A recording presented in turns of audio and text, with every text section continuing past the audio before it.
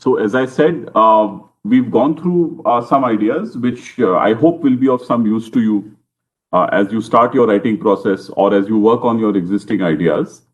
And yesterday, we since we were meeting at 9 o'clock, we looked at basically a simple structure that you could follow when you try and construct arguments, either in a spoken form or, more importantly, for you this year, most of your coursework is going to be in the written form.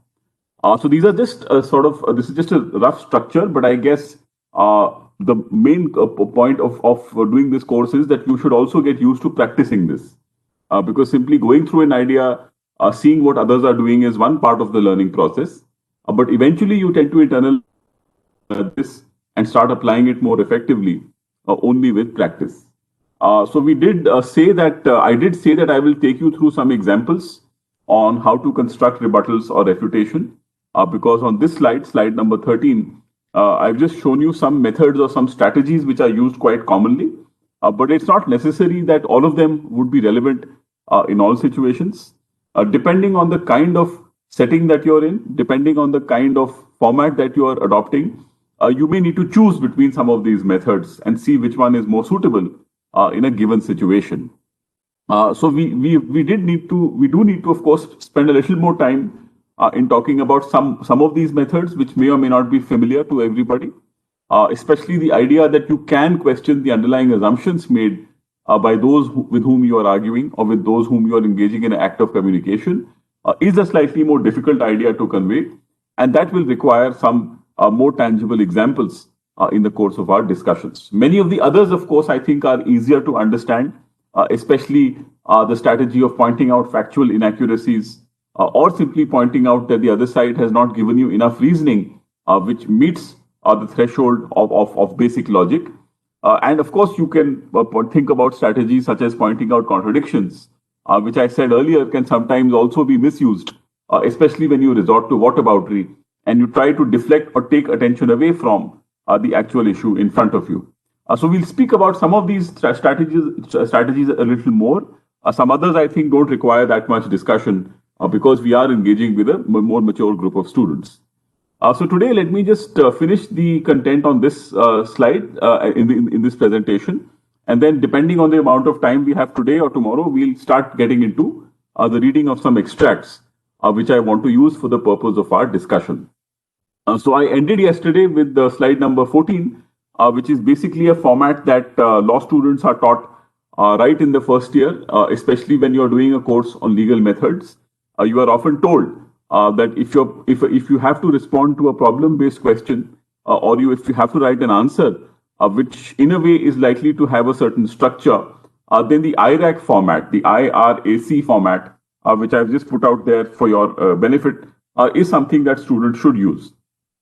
Now, again, it may not be suitable in all subjects, especially in an integrated course when you do social science subjects or commerce subjects or science subjects. They might have their own expectations in terms of the form in which you write your answers. But certainly when it comes to most of the doctrinal legal subjects, especially when you do an undergraduate degree, you begin with subjects such as law of contracts or law of torts. Then you move on to subjects like family law and criminal law. And subsequently, you move on to procedural law, evidence law, constitutional law, and so on. So generally, this format helps students in trying to break down how their answer must be presented. And I think it's also a very useful tool to deploy, especially even if when you start working in the professional context and you're required to make short memoranda or short notes on the material that you have to look at. So this is just a rough structure, of course, depending on the needs of the office that you're working in, depending on the needs of the organization that you work for, you may have to reorganize this and try some other forms as well. So I'll skip slide number 15 because in the earlier batches, we were simply having a debate in class. I would break the class into 4 groups. Since we normally have around 60 odd students, I think this time we have a strength of nearly 70, but obviously not everybody is joining the online classes. So generally the format that we would follow would be to break the class into 4 groups, give them some time to work out what they think would be arguments both for and against the proposition that has been assigned to them. And then through a discussion in class, we would work through whether or not the students are able to follow the structure which I've outlined earlier, right? So it's not just thinking about the best possible arguments or possibly trying to think about relevant evidence in the short span of time, but also to be able to put forward your views in a structured way, which is what I was judging people for. But this year, since I think doing a breakout room may not really be a practical option at this stage, I'm just telling you some of these topics which we have used. But this year, I'll follow a different method, and I'll first display a text, possibly in tomorrow's class, and then we'll see whether we can find the elements of the structure of building arguments that we have been talking about so far. So these are slightly dated topics now. Should the media be prevented from reporting on ongoing terrorist attacks? It's an issue which I had in my mind, especially when the 2008 Bombay terror attacks had happened. In what cases is it justifiable for judges to order in-camera proceedings, which basically means there are some categories of cases where courts can ask everybody but the lawyers and the parties to leave. And generally, such in-camera proceedings are used in cases where the privacy of the parties needs to be respected. So whether it is in cases involving trials for sexual offences, and especially for disputes involving minors in family law proceedings, those are scenarios where in-camera proceedings are used quite often. But there are also some situations where it might be important to ensure the integrity of the trial. So you do have a provision for this in the Code of Criminal Procedure as well as in the Code for Civil Procedure. But there's a big debate about whether the ordering of in-camera proceedings undermines the larger goal of open justice, because ultimately the public should have a right to know how decisions are being made and how courtroom proceedings are being conducted. Then a third idea, which normally people discuss at length when they begin a course on law of torts, or generally if you study media law, this is a theme that is discussed quite often even now.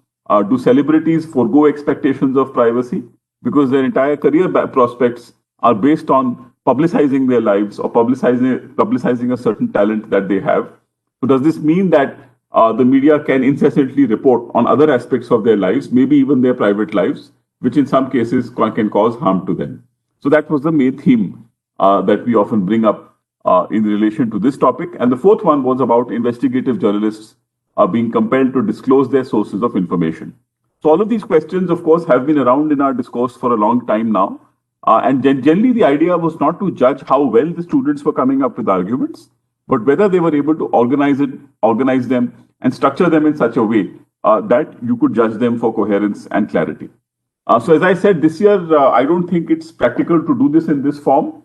So I'm going to move on to the next set of slides and try and do them in a little bit of a hurry, because I think we've set out the background in the previous 2 or 3 sessions by talking about the goals of public argumentation, the trade-off between truth and consensus building.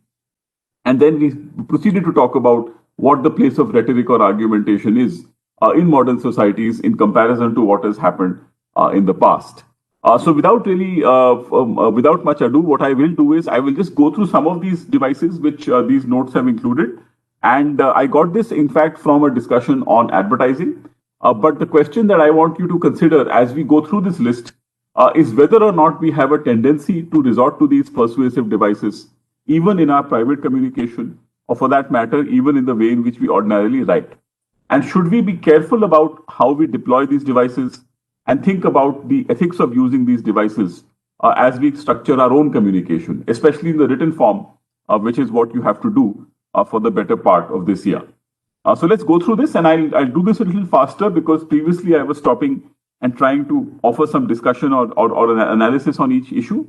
But I think by and large, we will just go through the text now so that we have a good sense of what to do and what to avoid, especially when it comes to argumentative writing, which is meant for public consumption. So remember, the analogy with advertising is not necessarily a positive one. On one hand, you might say if we compare our act of writing with advertising, we are talking about the publicity function of this act of communication. We want other people to notice our work. We want them to read and discuss it. We want to attract attention. But remember, that goal of seeking publicity can also become harmful in certain situations, where if the pursuit of publicity becomes the main goal, then it may undermine the other objective of either seeking the truth or disseminating information, irrespective of how uncomfortable it might be to the audiences in front of you. So media makers, particularly advertisers, use a number of identifiable techniques to inform and persuade consumers, media consumers. we can use our understanding of these techniques as specific tools for decoding media messages, right? First, symbols can be words, designs, places, ideas, music, symbolizing tradition, nationalism, power, religion, sexual desire, family, or any concept with emotional content. So in media, people and things often symbolize some larger concept. So this is a very common point that very often even an ordinary commercial that you would see in a newspaper or TV or on digital or on a digital website is trying to symbolize a larger idea which may resonate with you, right? Second, hyperbole, which is exaggeration or hype, which lawyers, of course, are bound to do, or lawyers end up doing most of the time. So, for example, a car may be sold with the tagline, the greatest automobile advance of the century. And ads often use what we call glittering generalities, impressive sounding language that is nonetheless vague and meaningless. And this technique also seeks to impress the target and make him or her more susceptible to the sales pitch. So again, when we talk about the role of PR specialists or we look at the role of advertising professionals, very often they're criticized for promoting products or people where they simply try to highlight what the qualities are without really telling you how it might be useful for the reader or the potential purchaser or consumer. So this happens in advertising as much as it happens in political communication, which is what we are a bit more concerned about. I'll talk about the examples, don't worry. I saw the question about scapegoating. So the third point is fear. Sometimes popular media often tries to make us afraid that if we don't do or buy something, something bad could happen to us, our families, our friends, or our country. And this year, of course, fear sometimes can also be used for good reasons. For instance, if public advertisements, advertising by governments insists on the wearing of masks, and the image is shown of a person struggling on a ventilator, possibly due to coronavirus, that's obviously a way of trying to persuade people that wearing masks is essential. So in a way, even though it is being done for a constructive reason or to protect lives, sometimes the use of fear becomes necessary in public advertising. But in commercial advertising also, you find very often a sense that is created that a particular product is necessary to protect yourself against risk. And this year, especially during the lockdown, if most of you were forced to be at home, you would have seen all these advertisements about insurance. In fact, there was one particular advertisement which was very direct, where the person simply says, "Ab to insurance kara lo yaar." In Hindi, I said that in Hindi, but for our friends from other countries, that at least get an life insurance plan now. That's how commercials were being made when India went into a full-fledged lockdown at the end of March. So political communication as well as economic communication uses the element of fear strategically, sometimes to promote products, sometimes to promote a certain kind of behavior amongst people, and in other cases to promote personalities or political parties. So we'll say a little bit more about this because obviously the element of fear can play a different role depending on what kind of social background or what kind of personal life history you come from. And you find, especially in the field of healthcare and pharmaceuticals, the element of fear is used quite often. Number four, scapegoating is a powerful technique that blames many problems on one person, a group, race, or religion. And the idea of a scapegoat is basically that even though you might have a complex problem unfolding in your society, you find a certain group or you find a certain person who you think is to blame for that problem. So that person or that group might have maybe contributed slightly to that problem. There might be many other causes for that problem. But because of existing prejudices or stereotypes, also you decide to blame that particular person. So generally, when we talk about scapegoating in a small team, in a small group of people, I think Manav asked me that question. Generally, let's say if you're running a sports team and a fielder drops a catch, and the batsman whose catch has been dropped goes on to score a century and wins the game for the other side. I mean, I'm assuming everybody is familiar with cricket, but essentially, if you're not able to dismiss the opposition player and one of your teammates drops the catch and the opposition player scores a century, then it's quite likely that at the end of the game, the coach or the team might say, "Look, you are the one who dropped the catch, and this is why we lost the game." Now, this is, of course, something which happens more in amateur cricket, not in professional cricket. But that's a very simple example of scapegoating because the team might have lost for various other reasons. Others may have also fielded badly. People may have bowled badly, which allowed the other batsman to play. And the other batsman might actually be very good. That he survived the lucky chance and did not get out, and then kept scoring runs and won the team for the other side. So in a game of cricket, like the game of life, there are many other factors which are playing out at the same time. But you might decide to blame a sort of adverse consequence or an adverse event on one person, even though that person is not the only one, right, who is responsible for the situation. So this happens a lot, especially in political rhetoric, and I think we have seen it. To come to a serious example, since yesterday we were talking about the whataboutery about communal violence in India. That one party says, look, communal riots or religious riots happened under your regime as well. So why are you blaming us? Because some riots happened under some of our chief ministers. But my point was that if you start deflecting attention away from the root causes of communal violence and religious violence by saying that, look, we are not to blame, somebody else is to blame, then that is undermining what a civil society should do to prevent such violence in the future. Similarly, when we talk about scapegoating, it can happen in private settings, it can happen in public settings, or not just in the context of teamwork, but especially when you have certain stereotypes or prejudices about certain minority groups, then those groups are sometimes held responsible for things which are far beyond their control. To take a very obvious example, since Manav asked me, in India, we know that at the moment we have a Hindu majoritarian party which is running the central government, and existing prejudices which have been there against the Muslim community to a large extent have been weaponized in a way that many of us don't remember. Of course, our older generations have gone through worse, but at least in the last 25 to 30 years, we seem to be going through a period where prejudices against the Muslim community are being voiced quite openly. Now, one example of this we saw earlier on this year when a religious congregation in Delhi was blamed excessively for having spread the coronavirus. It was an organization called the Tablighi Jamaat. And you saw that many of the Hindi news channels, especially in the northern states, were constantly blaming this group for having held their congregation by calling their devotees to come from other countries as well. Now, the point is that that may be one incidence or one reason why the coronavirus infections grew in Delhi at that point in time, but it was also spreading in other parts of the country, and other groups were also responsible. So rather than dealing with the problem as a public health crisis, there was religion-based stereotyping and prejudice that was playing out constantly in our TV channels. And unfortunately, we know that many of these TV channels are benefiting from playing on a politics of hate, right? So that's the larger problem that we are living through in India, especially in the northern states these days. And you never know, given what happened with the recent elections in Hyderabad, right-wing politics is obviously expanding its footprint everywhere.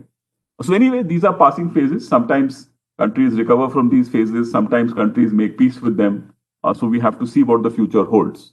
So scapegoating, I just wanted to say, is just a question of labeling people based on half-baked assumptions, sometimes false assumptions.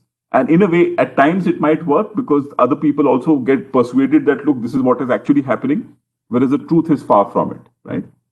So I think there's one more comment, Deepika.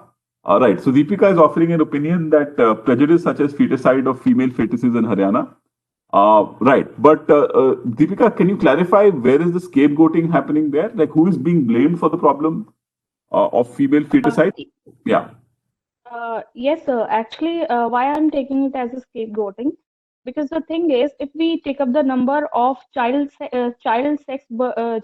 sex ratio, then the number of then that number, the minimum number amounts to Punjab. But when they were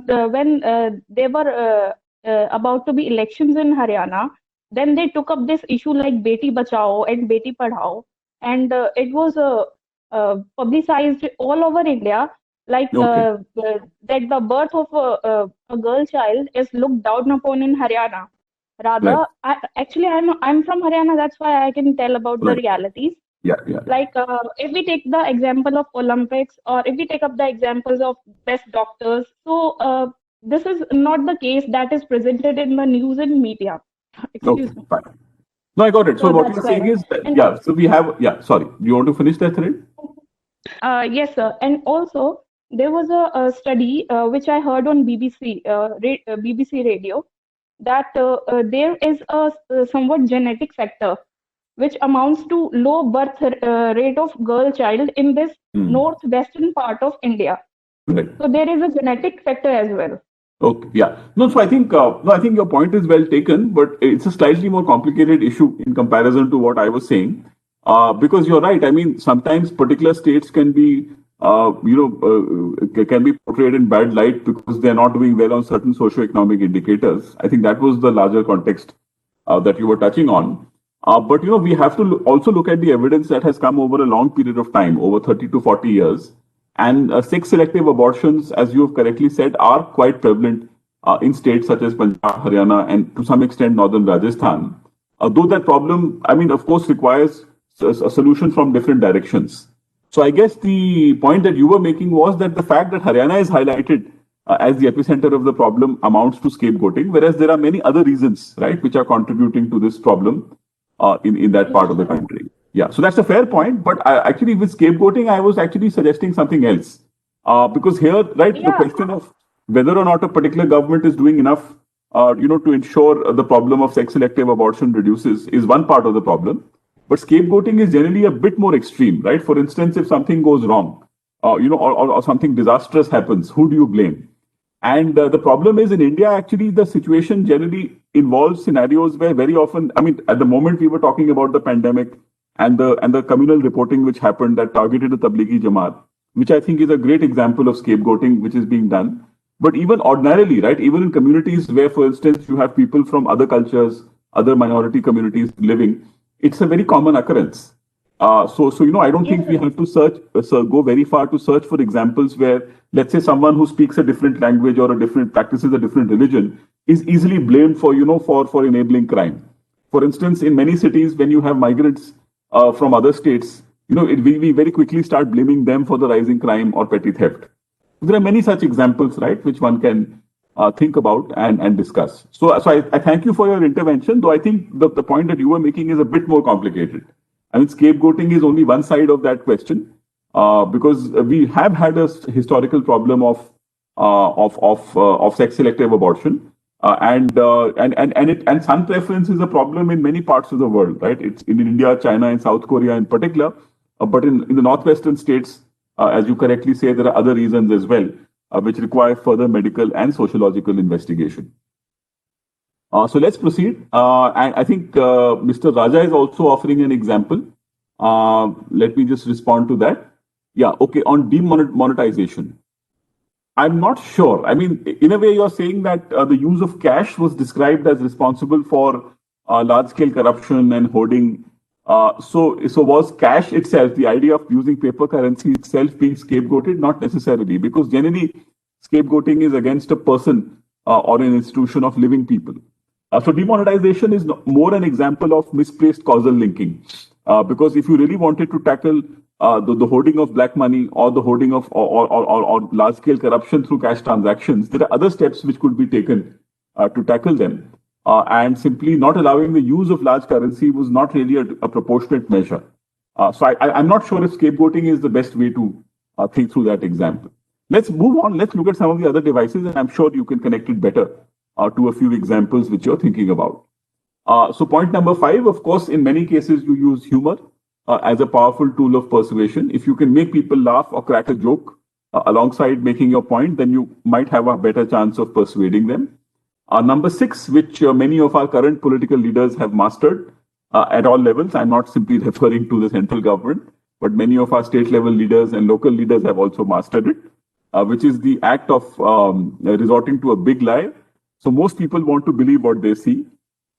Sometimes lies work. On cereal boxes, when you promote the cereal as very healthy, in ads and on television news. And even Adolf Hitler, whose name is taken as whose name is amongst the 20th century's most dangerous propagandists, people are more suspicious of a small lie than a big one.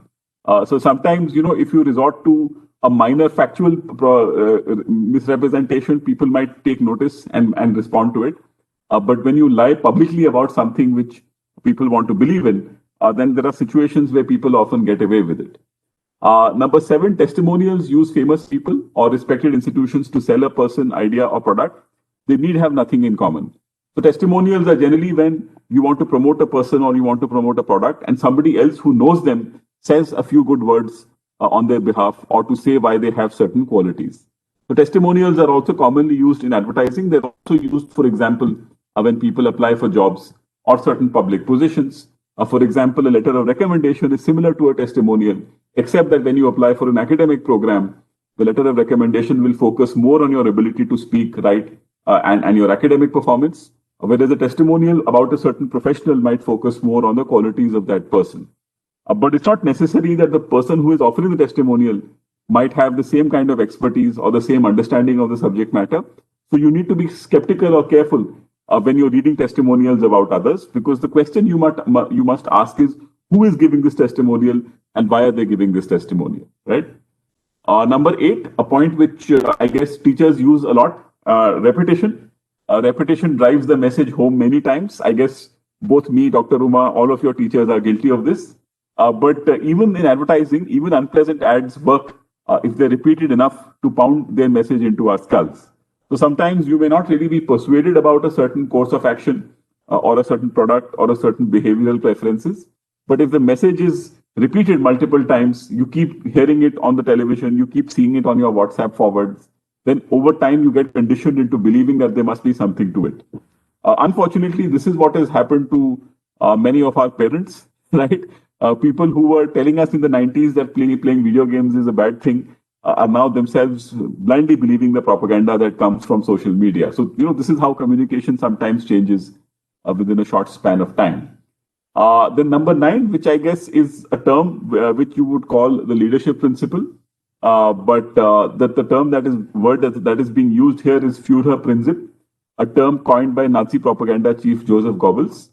It basically means leadership principle or charisma. So people who are firm, bold, and strong in their demeanor have dramatic confidence and frequently combine this appeal with the plain folks technique, which I'll talk about, which is appealing to the common man, appealing to what ordinary people want, might actually prove to be very effective, right? So personal charisma projected by a leader combined with the invocation of the common man's interest is actually a very powerful tool in political argumentation. And we have had quite a few examples of this in the recent past. I mean, not just Prime Minister Narendra Modi, but to a different section at a smaller level, you can say even Arvind Kejriwal benefited from this when he was organizing the Aam Aadmi Party, and many other leaders in the past, right, who managed to connect their personal charisma or charm with the kind of appeal that they can make to the common people. So while I don't speak Telugu and I've only lived in Hyderabad for 7 years, one can still see the impact of an older leader such as N.T. Rama Rao on the politics of Andhra Pradesh and Telangana, right? Because he was this famous movie star who portrayed so many gods and so many noble figures on screen that many people at that time who were only watching movies as the major means of mass communication in the 60s and 70s, then finally voted for him when he contested elections in the 80s because he had that larger-than-life image. He also spoke well and he appealed to the interest of what he thought were the common people. So sometimes this is an important quality which leaders must exhibit, because otherwise, if you appear to be indecisive or you appear to be distracted or you appear to be caught up in your own contradictions, people may not take you very seriously. So in political communication, this demonstration of leadership skills is a subjective value, but it does become relevant from time to time. So moving on, the next few points are also building on this. Point number 10 is something that unfortunately law students use a lot, and I think it takes some time and maturity to go past this. It's basically the problem of name calling or ad hominem attacks. They're frequently used in the media, and basically in our language we will say personal attacks, where rather than responding to what the actual argument is and what the reasons need to be to respond to somebody, we start commenting on the speaker, right? So I'm sure you can relate to this, because very often when you get frustrated with someone or when you don't have the patience to engage in an act of deliberation, you respond by attacking the speaker rather than the content of what is being said. So ad hominem attacks can be done directly or indirectly. Audience sometimes love it. So our violent, aggressive, sexualized media teaches us from a very early age to love to hear dirt. So whether it is radio or TV or now the internet, very often people start questioning what a person's qualities are, what a person's attributes are, what a person has done in their private lives, rather than confining the discussion to the issue that is in front of us and the issue that has been raised. So especially when you see all these Twitter fights between celebrities or sometimes even between ordinary people, very often they descend into what we call ad hominem or personal attacks rather than actual argumentation. It happens a lot in law schools, especially when students are at a younger stage. And I think it takes a little bit of time and maturity to be able to overcome this.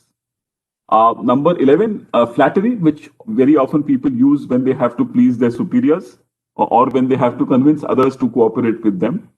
So flattery is based on the idea that if you make people feel good, they're more likely to buy your product. So we like people who like us, and we tend to believe people we like, right? So this technique is used not just sometimes to gain the approval of your superiors, but also sometimes to speak to a larger audience. Number 12, bribery, but bribery can also be seen as a method of promotions.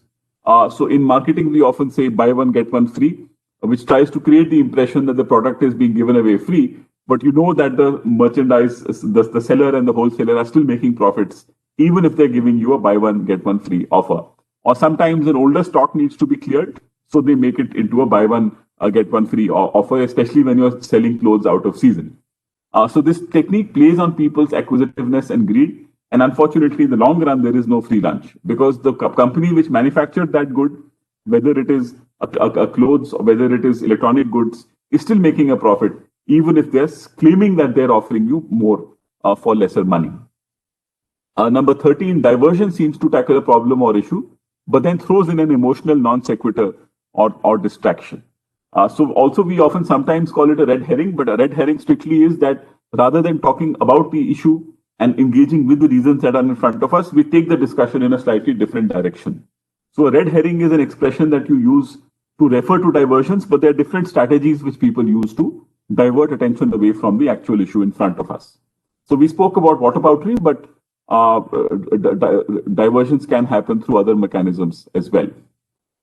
So just moving on, and I'll just finish this list before we get into some examples. Number 14 talks about a straw man, which is building up an illogical or deliberately damaged idea and present it as something that one's opponent supports or represents, and then knocking down the straw man reduces the opponent and builds up the attacker.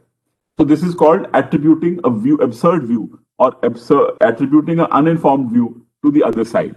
And very often in public speaking, people do this.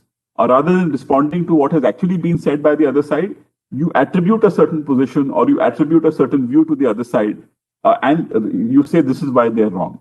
Now, this happens especially when there is one-sided communication, where one side is in a position of power and the other side is not in a position to speak or respond or clarify. So generally, when people are talking from a pedestal and others don't have the platform or the mic to be able to respond to them, this is when this is more likely to happen.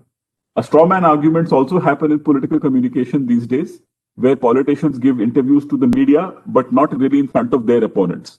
So they attribute words, they attribute statements or positions to others, which have not, in fact, actually been said by the other side.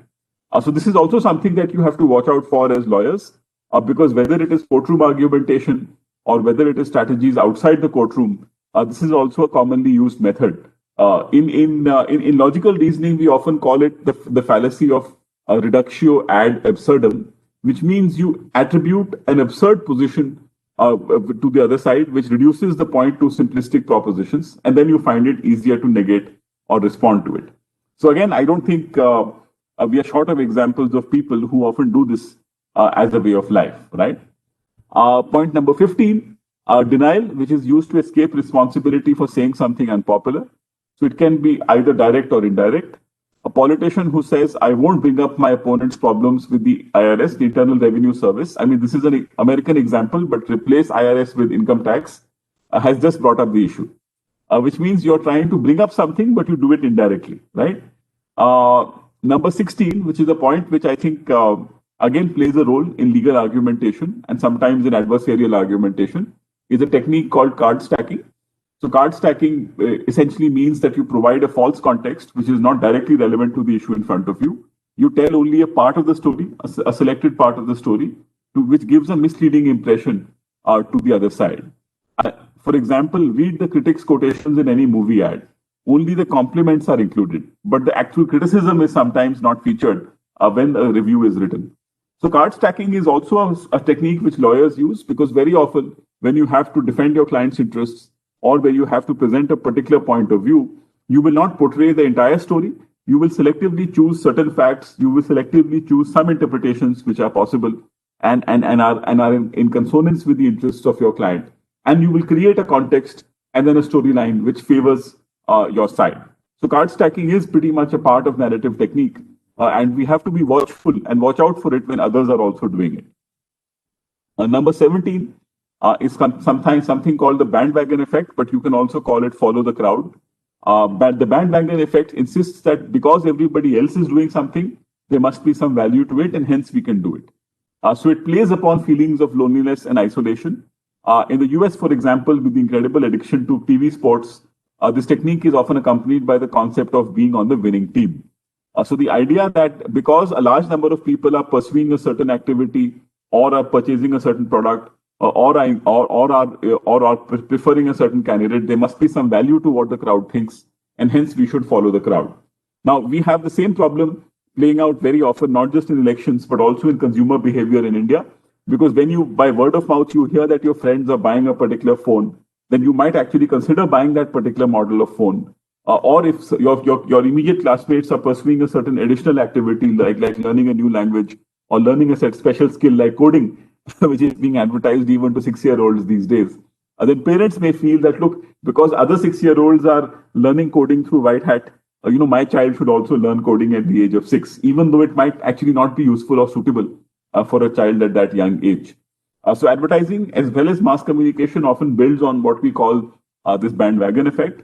And we have to be deeply skeptical when we are being told to do something simply because a large number of other people are doing it. We have to consider whether this action applies to us, whether it is correct for us, whether it is suitable for us, rather than simply following what others are doing, right? So this is a very common problem, especially when you're in your late teens, when the element of peer pressure often comes in this form. And very often it becomes difficult for you to choose what you need to do as an individual and what is more suitable for you in the longer run. So the next few points, I guess, will not take us too much time. The plain folks technique is what we referred to earlier when we spoke about the leadership principle. Someone with charisma who is also able to relate to the interests of the common people. So in the plain folks technique, many advertisers and politicians promote themselves or their products as being of humble origins, common, or one of the gals or the guys. In India, we would say Aam Aadmi. Unfortunately, this technique reinforces anti-intellectualism, implying that to be common is unquestionably good. And we know that many of our current leaders have used this technique quite successfully. Number 19, nostalgia, a sort of pining for the ideal past. People tend to forget the bad parts of the past and remember the good. And a nostalgic setting usually gives the product a better image, which means that when you reconstruct history, sometimes you deliberately ignore the harmful actions of your ancestors or the negative experiences which people have had in the older generations. And you appeal to a certain set of experiences or ideas which portray an idealized image of what happened in the past. And then you use it to demand certain changes today. So, for example, much of the Hindutva propaganda is based on the idea that there was a Ram Rajya at some point. But we actually can't say what Ram Rajya actually looked like, because even if the figure portrayed in the Ramayana has some historical basis, obviously the nature of the society at that time was very different from what we are right now. May I request you to mute yourself because my sound was resonant. Okay, thank you. So the element of nostalgia is used not just by dominant political parties, but also sometimes by business organizations, by educational institutions to recreate an idealized version of the past. Okay, I think you need to mute yourself, Srilekha. Okay. So when we talk about this element, it is used very often in history writing, and it's also used when we start thinking about reviving a certain set of institutions or ideas which have apparently worked in the past. The idea of creating warm and fuzzy feelings, again using sentimental images, especially families, kids, and animals to sell products. You see this very often, especially for promoting home products. Number 21, beautiful people, using good-looking models in ads to suggest we look like the models if we buy the products. It happens most often in cosmetic brands, but you know that there is a large-scale objectification of young women, especially when it comes to advertising in many sectors. I mean, there are many sectors where the products have nothing to do with young women, but still they're being promoted with the images of beautiful or skimpily clad women. So that's just a larger problem that we find ourselves in. Number 22, simple solutions. So avoid complexities unless you're talking to intellectuals and attach many problems to one simple solution. So Mr. Raja, you were asking me about demonetization. I think it is this point which applies more directly to your thinking about demonetization. Because the government said that they wanted to tackle the problem of the hoarding of cash, the problem of large-scale corruption through cash transactions and so on, and smuggling. But the solution that they came up with, which was to denotify currency of larger value, was offered as a simplistic solution in response to many problems. And the evidence by economists shows that it has not really worked, apart from maybe encouraging a few more people to pay taxes, right? Then the last one, and I'll finish this up today so that we can proceed to some text-based examples tomorrow. Point number 23, sometimes scientific evidence which uses the paraphernalia of science, which means charts, graphs, statistical data, can also to prove something which is often bogus. So while we are talking about the elements of scientific methods, remember scientific methods can also be mimicked or copied to defend claims which are actually not demonstrated through serious scientific research. And just the visibility or the appearance of scientific research can sometimes convey this impression. Yeah, I think Colgate ads are a good example because they'll project some graph about how your teeth become whiter or how some germs go down with time. But again, it's not enough time for you to process whether or not that actually has happened or whether that research has been conducted by an independent agency with sufficient safeguards and a separation from the advertiser. So it happens in many sectors. I mean, it's not just toothpaste brands, but you can find it even when companies are selling insurance or newspapers are talking about how many people are buying them. So you find the paraphernalia of science or the elements of the empirical method being misrepresented in many situations. Yeah, refined oil is also a great example. So point 24, maybe exaggerated or outrageous claims are commonly preceded by maybe, might, or could. You could win $1 million, and you find this technique being used very often when you want to qualify the statement that you're making, yet you make a grand statement which conveys a very different image to your audience or to your viewerships. Point 25, group dynamics replaces the weakness of the individual with the strength of the group. So generally, when you perform in a live audience or when you have a reality singing show where people have an audience in front of them, the manner in which they perform changes in comparison to what they would do in a single studio. And even when you find yourself in a public speaking context, and this is a point which I think many NALSA students have told us, that when we ask students to make a presentation in front of the full class, many more people are likely to be nervous and unsure of what they're saying. But when they present in smaller groups in the teachers' offices, they're a bit more confident and they're able to speak up. So this is just an early insight into how students behave when they're 17 or 18. But even when you're older, right, sometimes the kind of group which is sitting around you, the kind of scrutiny that you're getting from the crowd can make a difference to the way in which you speak. Number 26, rhetorical questions, which get the target to say yes to preliminary questions in order to build agreement and trust before the sales pitch. So I guess for us, rhetorical questions are more relevant when we think about cross-examination, because one side then prepares questions which tries to get the other side to admit relevant facts, which may then help you to establish the position that you want to do, position you want to demonstrate or prove inside the courtroom. And the last point in these slides is about timing. Timing can be as simple as planning your sell or when your target is tired. In sophisticated propaganda, timing is the organization of multiple techniques in a pattern or strategy, which increases the emotional impact of the sell. So timing is also relevant for political communication or legal arguments, because you have to sometimes read the bench, see what kind of arguments are working with the bench or the disposition of the bench, and decide at what point you want to convey your ideas. So this is just, I've just run through these points. You can find them in slide number 16 to 21 in the presentation that I've shared with you. But now that we've completed the set of notes which I had circulated with you, I'll get into a slightly more difficult example tomorrow, where we'll try to not just break down the structure of the argument that the author is following, but we'll try and concentrate on what kind of refutations or rebuttals we can come up with, because that, I think, is the core skill set that I want you guys to develop over the course of this year.